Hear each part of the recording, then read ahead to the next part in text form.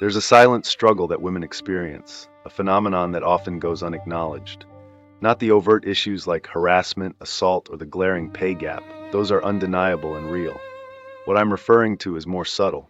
It's the unspoken calculations women make upon entering any given space. How to position themselves, how to express their ideas, how much room to occupy, whether to chuckle at a joke even if it falls flat, whether to remain silent because asserting oneself could label them as difficult, whether to wear a smile even against their will because not smiling risks being seen as cold. And here's the reality. Men don't perform these calculations, not in the same way, not with the same consistency, not as a necessary part of their everyday public existence. If you're a woman reading this, it's familiar territory. You've been doing this mental math your entire life. And if you're a man, there's a strong possibility you haven't even noticed, because you haven't had to. Let me share an incident from last week. I was in a professional meeting that, mind you, had a significant group of people in attendance. One woman made a well-considered suggestion, smart, insightful, and deserving of acknowledgement. But the room fell silent. The conversation shifted away from her, as if she hadn't said a word. And then, a mere 10 minutes later, a man chimed in with the exact same idea. And just like that, the collective response was enthusiastic. "Great idea, let's pursue that." And what about the woman? She wore a smile, nodded in agreement, didn't utter the phrase, "I literally just said that," because she's been conditioned to understand that calling out this disparity might mark her as petty or difficult. So she absorbed it. And, crucially, no one noticed, except for the other women present in the room, who recognized this scenario, having lived it countless times before. This is humiliation at its core, not in loud, dramatic ways or through violent acts, but as a constant, almost quiet erosion of one's experiences in reality, where one's voice feels marginalized, where lived experiences seem to be brushed aside, where you become conditioned to minimize yourself for the comfort of others. And if you dare to do otherwise, if you occupy space, assert yourself, or refuse to wear a smile when it feels inappropriate, you get labeled as aggressive, difficult, too much. The system was never built with you in mind, and it drives that message home every single day. In such minor ways that proving them feels impossible, in ways so persistent that you might end up questioning your own perception. Maybe it's you, maybe you're overreacting, but you're not. Consider the words of philosopher Simone de Beauvoir, who famously remarked, "One is not born but rather becomes a woman." Her point? That being a woman transcends biology. It's a performance, a role meticulously taught from birth. While boys receive trucks, girls get dolls. They're encouraged to be pretty while boys are praised for their strength and assertiveness. Politeness is extolled in girls, while boys are lauded for their boldness. Over the years, these lessons become internalized. You learn that your worth is intertwined with how you make those around you feel. Your body often feels like a rented space. Your anger is seen as something to temper. You come to believe that taking up room is inherently selfish. And eventually, as an adult, you stop questioning it. You simply start making those calculations. Constantly, automatically, often without a second thought. What's even more troubling is that it isn't just men who perpetuate this cycle. Women can also be complicit toward one another and within themselves. You begin monitoring your own behavior. You judge other women for not embodying femininity properly. You compete for male approval, often without conscious recognition. That's what you're doing. The system has embedded itself so deeply that it requires no overt enforcement. You've internalized it all.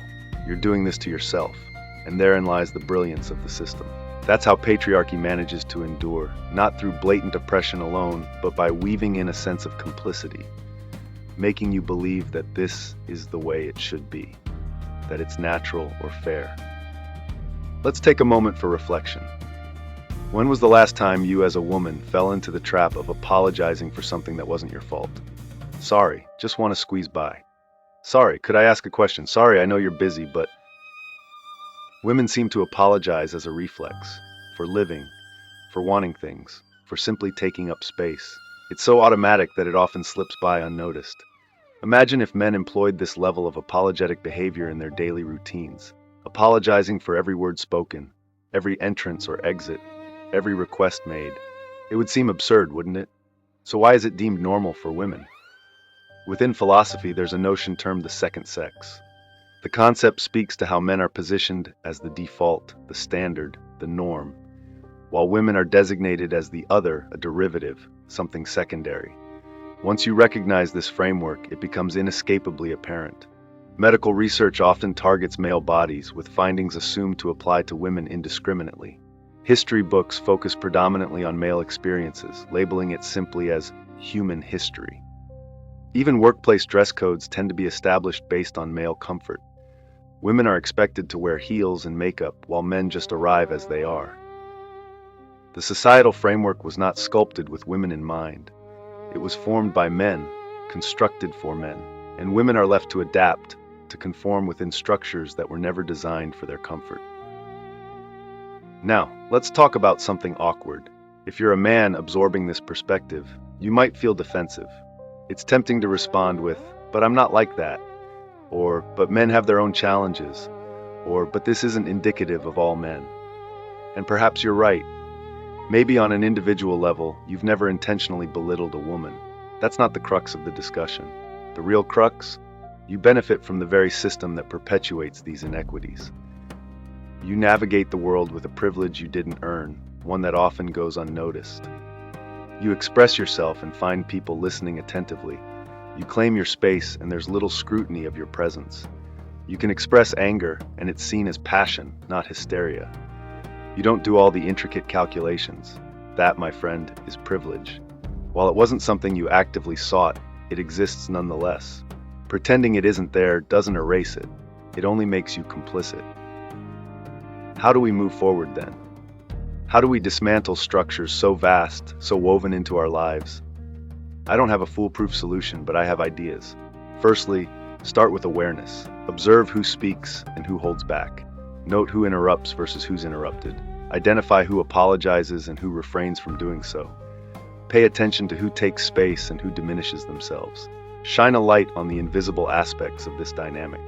Once you recognize it, you cannot unsee it. Secondly, amplify voices. When a woman's contribution gets overlooked, restate her words, affirm her ideas, make room for her voice, not as a savior figure, but simply as a compassionate human. The third step is introspection. Are you interrupting someone? Are you assuming your experiences resonate universally with everyone? Are you inadvertently making someone else feel smaller in order to feel bigger? It's an uncomfortable reflection, but it's through discomfort that change is forged. Philosopher Immanuel Kant speaks of dignity, suggesting that every human possesses inherent worth. He advocated treating individuals as ends in themselves rather than mere means to an end. When you apply this principle to our present context, it becomes glaringly evident. The system often reduces women to mere tools, objects for male validation, convenience, or desire. They are cast as supporting characters in narratives that belong to others, not as full, autonomous human beings with their own dignity. Grasping that truth, really understanding it, can shift everything. Here's where my thoughts keep returning. This isn't merely about assigning blame to certain men or even specific women. It's about grasping that we're all navigating a current we didn't choose. And that current is toxic. It constrains us all. Men who feel they cannot express vulnerability, fearing it's synonymous with weakness. Women who feel stifled when expressing fortitude, regarding it as aggressive. Everyone caught in roles they didn't author. Acknowledging this requires us to stop pretending the current is acceptable. It demands that we abandon defenses of a flawed system, as admitting fault feels overwhelming or even daunting. We must cease saying that's just how it is, when the true meaning is often, that change would be hard. Wherever we stand on the timeline of societal evolution, the question of intent versus evolution arises. Did society's structure evolve to diminish women? Does designed imply a forethought that may not exist? Perhaps it's more accurate to state that systemic power structures, crafted by men, naturally positioned men at their center. Over centuries, these frameworks became so normalized that their existence faded into invisibility. But whether they were created with intention or simply evolved doesn't change the reality. What holds significance is that they exist. They're here, now, in professional environments, in personal interactions, in the countless subtle ways women are conditioned to downsize their presence every single day. So here's a question worth pondering. What ongoing calculation are you making right now, often without even realizing it? What aspect of your identity are you diminishing to fit into a space that was never designed with you in mind? And if you're not caught in that cycle, if you're moving through life without that constant negotiation, what does that reveal about whose world you currently inhabit? I don't possess all the answers, but I believe that grappling with these questions might matter more than we can fathom. Because the genesis of real change begins not with solutions, it starts with the act of seeing, truly seeing, what has long gone unnoticed,